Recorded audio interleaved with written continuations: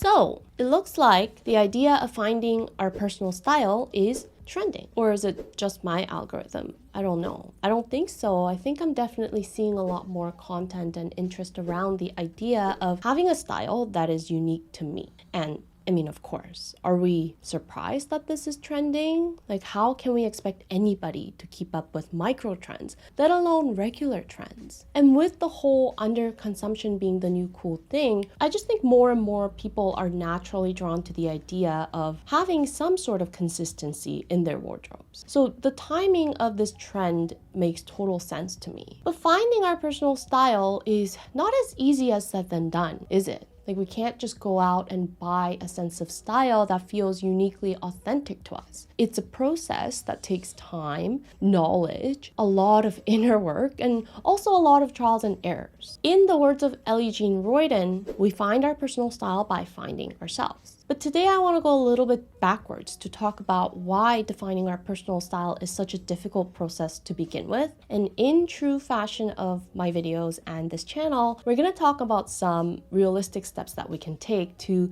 make this process a little bit easier on ourselves. And don't worry, they're not generic tips like invest in high quality neutral basics. And then towards the end of the video, I'm also going to talk about rebranding this channel and my website. I've been talking about it for some time and I have some exciting announcements, so make sure to stay tuned.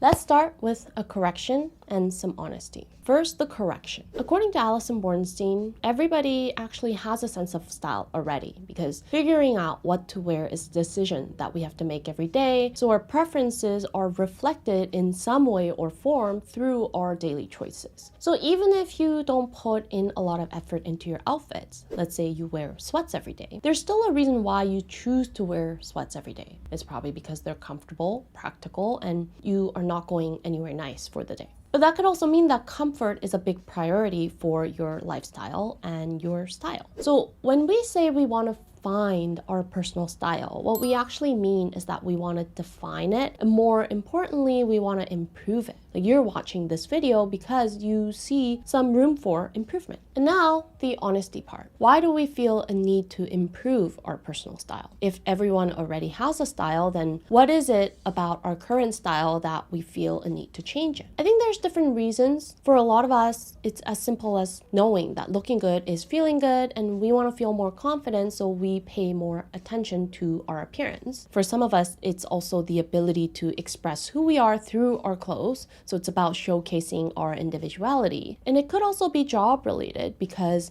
the way we present ourselves to others could matter a lot for certain careers. But I think what a lot of these reasons come down to is this. We don't want to be invisible. We don't want to look like every other person on Pinterest. We also don't want to fade into the background. And this is a bit of a careful thought I'm bringing up because it's related to a form of external validation, and some people might take offense in me saying that. But whether it's people thinking that your sense of style is really great and cool, or that you have a very distinct and unique style of your own, or that you look really polished and well put together, and that somehow relates to how competent you come across as. If you're actively looking for ways to improve your personal style, you can't say that how other people perceive you through your style doesn't matter at all. No, people like that don't care to improve their style. My husband, for example, he's the type of guy that will throw on a t-shirt and a pair of pants as long as they're clean and go on about his day. Does he care to look for style tips? No.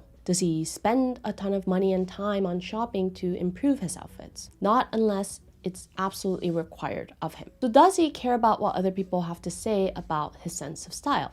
Not in the slightest. Those types of people are the ones that truly dress for necessity, and they're not the ones watching this video. You and I are here because we're interested in improving our style, and that means to some extent we care about what other people have to say about our style, whether we believe that to be true or not. People don't have to like our style, but we want people to think that we have style. And that's okay, right? We're only human and we're social creatures, and external validation matters. But I think it's also why defining our personal style becomes such a difficult process, because our needs are so much deeper and a lot more dependent on our fear of judgment, even if we think that's not true. So I came up with 3 main reasons why we have a difficult time defining our personal style. And I think that all of these at their core are related to our fear of being judged. And I'm gonna explain them one by one. The first reason is related to my previous video where I talk about the difference between taste versus style. If you haven't watched it, I will link it up here for you to check out. But in summary, the difference between taste and style is taste is about discernment, judgment, and appreciation. So it's recognizing what looks good, whereas style is about self-reflection and expression. So it's the choices that we make in bringing our creative vision to life through our outfits. The two are related, but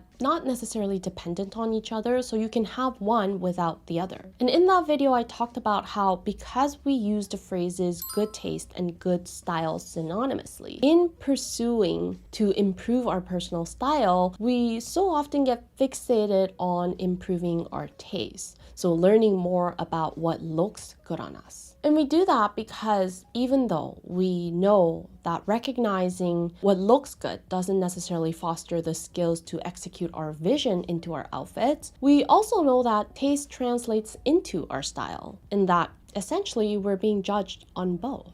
And to make matters even more complicated, taste also represents having an abundance of resources like money and time so that you can go through the trial and error process of figuring out the best silhouettes for our bodies. What are our best colors? How do we differentiate between good versus bad quality of fabric, etc.? So much of what taste constitutes is heavily intertwined with social class. So we get fixated on acquiring good taste, so learning what looks good on me, but that ends up keeping us kind of stuck in this analysis paralysis mode, and it hinders us from actually practicing the skills of expressing ourselves and executing our stylistic vision in our day-to-day choices, because we either lack the confidence in our own taste level, or we feel that we lack the resources to acquire what actually meets our taste level. And I think at the root of this lack of confidence is our fear of judgment.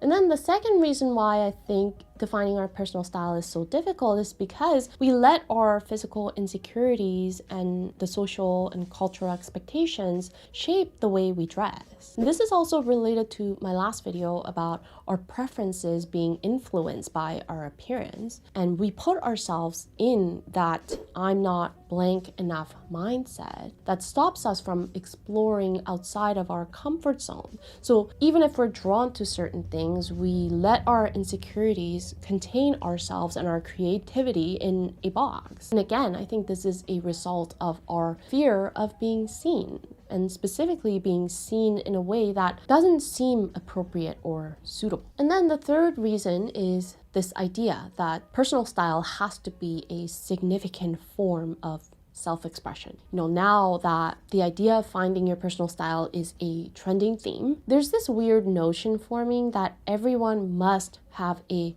unique style that no one else has, and it's becoming a bit of a competition, like who has the more unique and authentic personal style. And it pushes personal style to be treated as this art form, which it absolutely can be, but it also doesn't have to be. For some of us, getting dressed is just getting dressed. We don't want to fade into the background, but we also don't have to put like a massive purpose behind it, because in the end, we just want to look good. Like, my outfits don't have to be the most original form of artwork that you've ever laid eyes on, I just think that the way we approach personal style is so different by the person, and the degree of effort and time we're willing to dedicate into it also varies by the person. And for the majority of us, this is a hobby, and we don't really want to feel pressured by so many expectations.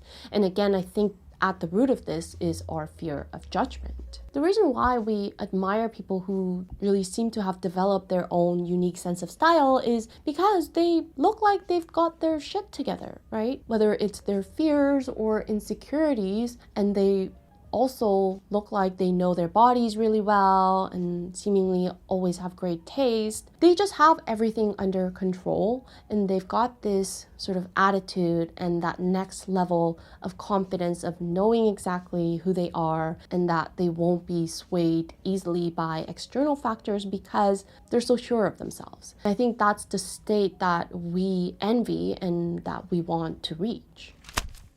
All right, so we've talked about the 3 reasons why defining our personal style becomes difficult. And I'm not going to go into the details about why defining our personal style is important. I mean, there's tons of other great videos, blogs, resources that make really valid points. So assuming we are on board with the idea that defining our personal style is important, let's talk about some realistic steps that we can take to make this process a little bit easier on ourselves. And I've come up with 3 things that we can stop doing. The first thing we can stop doing is stop getting fixated on our types. I think learning more about body types, color seasons, essences, all that is important in elevating our taste level. And having good taste is obviously important in developing a sense of style that feels satisfactory and more to us. But I think too much focus on the categorization itself is not really helpful in the long run. Because in the end, what matters is not what your color season is or what your body type is, but it's about what you're going to do with that information that actually matters. So relying on some system to tell you exactly what to do can only take you so far if you don't understand the actual reasoning behind why you'd be typed into a certain category. If we use color seasons as an example, what if somebody mistypes your color season? Like, what if you're a bright winter, but someone types you as a deep winter? If you don't fully understand the reasoning behind why, and if you don't have the discernment to tell what colors look good or bad on yourself, then you won't be able to correct that mistake, and then you'll carry on life thinking that you're a deep winter, but something still feels off. Same thing with Kibbe. If you have width, let's say, as some sort of a natural, rather than parroting, I need open necklines, think about why width requires open necklines. It's because an open neckline creates a visual break in the shoulders and the upper body, and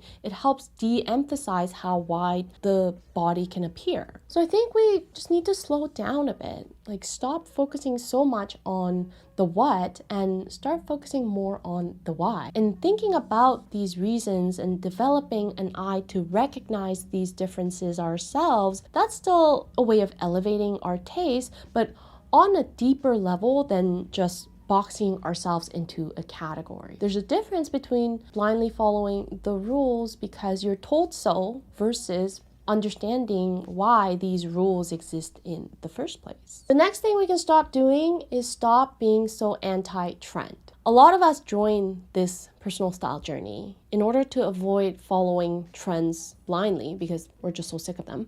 But trends are also there to help you try new things, right? You don't have to be so against trends all the time. You just need to be selective about which trends you're willing to give a try. Just like how there's a difference between blindly following rules versus understanding why rules exist, there's a difference between blindly following trends and understanding which trends I can get on board with. So I came across this article on Marie Claire from June of this year. It's called 8 Summer 2024 Fashion Trends That Lean Into Personal Style. So you see, the idea of personal style is becoming a trend in itself. And it looks like this article wants to focus on talking about how to spice up your outfits so they feel more personal to you. But then it just goes on to just name different trends for the year. So it's just like a trends report. But I thought, just for fun, we can go over these trends quickly and I can name which trends that I'd be willing to try versus which ones I would pass on and why. Okay, so first trend is top to toe denim. So denim on denim. Definitely yes, I love this look and I would absolutely give this look a try for this fall. And then the next trend is Bermuda shorts, which is a hard no for me, dog.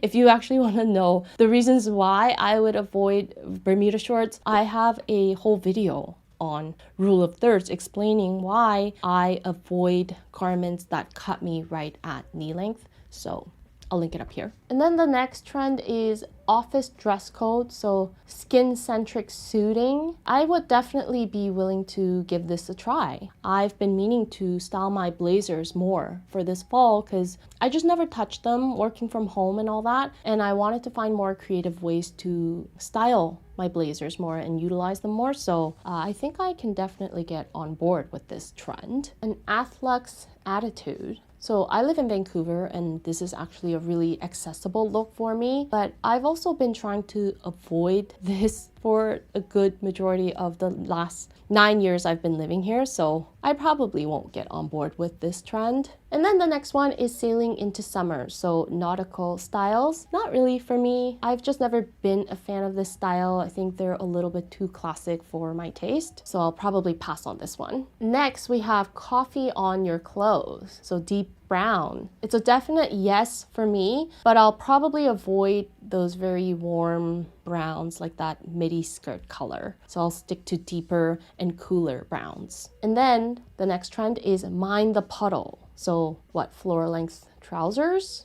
Maybe for summer, but in regular Vancouver fall weather, absolutely not. So that's just a quick example of how I would go about picking and choosing which trends I want to try out for this season. Obviously, my personal preferences are involved. I'm taking colors into consideration, proportions, environment. So a lot of components are being taken into account. And I think it somewhat ties back to the first tip about understanding why certain things would work or wouldn't work. And it's not about copying and pasting trends, but it's figuring out how to turn these trends into my own way of making them work with what I already have in my closet.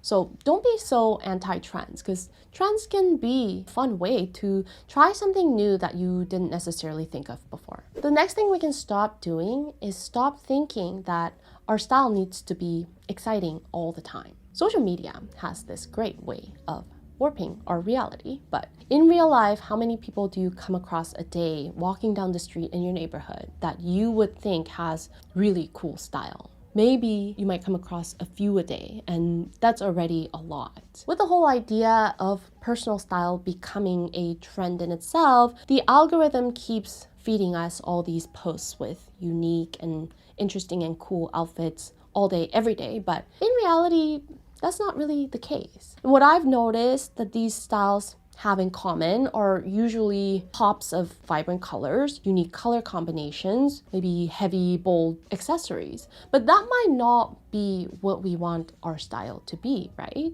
Like I said, there's this weird pressure to one-up each other's outfits these days, like it's a uniqueness competition. But if I'm a minimalist who loves outfit repeating, or if I'm someone who loves getting inspiration from big brands, or if I love neutral colors, I might feel like my style looks boring and conventional compared to everyone else on social media that are posting their colorful and fun outfits. But if we feel like our sense of self in our current style is being questioned because of that, then how is that productive in developing any kind of consistency in our style? And how is it any different from following trends blindly? So don't fall into the comparison trap, because it's not a competition. So I've shared a lot of opinions and tips in this video, but the one question that everybody probably still has is, so how do we put all of these things together in defining our personal style? And it's a question that I receive from a lot of you. With so much information out there about color analysis and Kibbe and facial proportions and essences and whatnot, a lot of you seem to want to see a sort of a cohesive roadmap as a guide in navigating through your personal style journey. So it's something that I've been thinking a lot about. And the more I think about it, the more I realize how the topics that I've been covering so far on this channel, which are mostly facial proportions and color analysis, they're such small pieces of a much larger picture. And that's actually what the rebranding is all about. I started this channel a year and a half ago, almost 2 years ago. And over time, the path has become a lot clearer for me on where I want to take this channel next and what I want to focus on. So I definitely want to focus on sharing knowledge about how to improve our style that resonates with us authentically,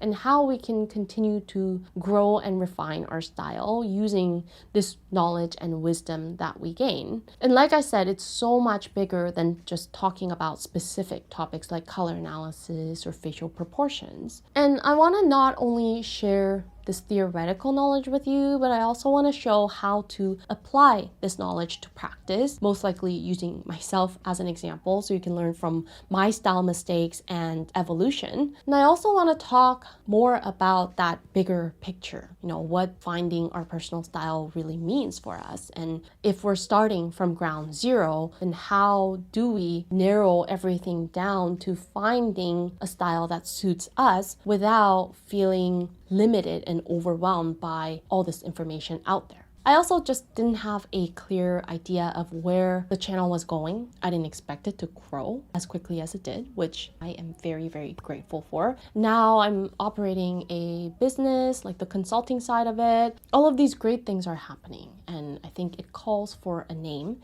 that feels more intentional. So with all of that said, essentially, the name change is the biggest part of the rebranding. I'm still going to be talking about style-related topics, but just on a broader scale. So the new name is, drumroll please, Style Refinement. Yay! So the name change is going to be effective as of September 1st, which is only a couple of days away from the day this video goes live, and I'll share all of these details on my community post. Of course, I'll also make sure to remember I throw my face on future thumbnails so that you guys know they're my videos, even though the name has changed. With the video publish schedule, right now I publish almost weekly videos on Fridays at 11 a.m. Pacific time. That's gonna change to Sundays at 8 a.m. Pacific time. So what does this mean for my services? So facial analysis service, the structure is going to remain exactly the same. It's just going to be transferred to a new website, which is also going live on September 1st. With the old website, stylemegen.com, I'll leave a banner up top to explain all of the changes and the details. I will keep a part of the website live until the end of the year for existing customers who've already purchased the facial analysis course, as well as the clients that are booked for this quarter, just so you guys have full access to the course and the digital guides and everything. So the old website will remain partially open until the end of this year. And then for Q4 bookings, I'll open the consultation calendar on the new website, and timing is staying the same. So Q4 bookings will open on October 1st, 2024 at 10 a.m. Pacific time. So if you are interested in booking a facial analysis service with me for October, November, or December this year, make sure to visit my new website. And again, I'll leave a banner on the old website to share all of these details as well. All right, so that's it from my end. I'll see you guys next week under the new brand name. Don't forget. And until then, stay unique and stay gorgeous.